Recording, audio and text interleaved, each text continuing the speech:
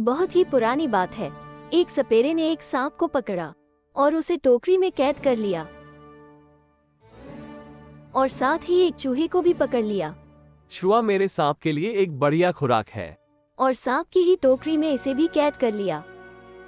टोकरी के अंदर जैसे ही सांप ने चूहे पर हमला करने की कोशिश की तो चूहा बोल पड़ा, अरे सांप भाई, मुझे मत मारो। अगर तुम मुझे नहीं मारोगे तो मैं तुम्हें इस कैद से आज़ाद करा सकता हूँ।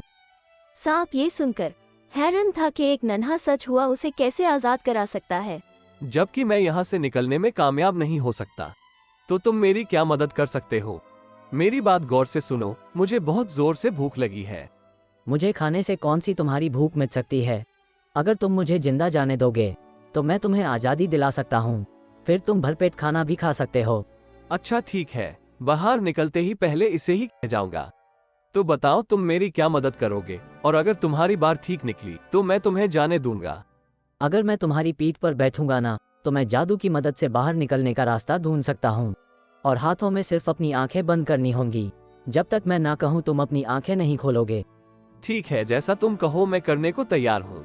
सांप ने अपनी आंखें बंद कर ली और चूहा उसकी पीठ पर बैठ गया और जल्दी जल्दी से उसने टोकरी को कुतरना शुरू कर दिया और वहां पर एक बड़ा सा छेद हो गया और चूहे ने फौरन वहां से छलांग लगा दी और चूहा वहां से भाग गया। थोड़ी देर बाद सांप ने भी अपनी आंख खोल दी और वो भी वहां से भाग गया।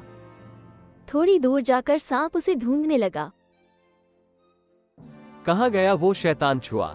मुझे अपनी भूख मिटाना है। और वो चूहे को ढूंढने लगा, लेकिन चूहा उसे कहीं नहीं मिला। थोड़ी देर बाद सांप को चूहे का बिल मिला और वो समझ गया चूहा जरूर इसी बिल में छुपा होगा और जल्दी उसे चूहे का सर नजर आया। धोखेबाज, तुम यहाँ पर हो, लेकिन अब तुम मुझसे बचकर कहाँ जाओगे? अरे हो चूहे, तुम मुझे धोखा देकर कहाँ चले गए?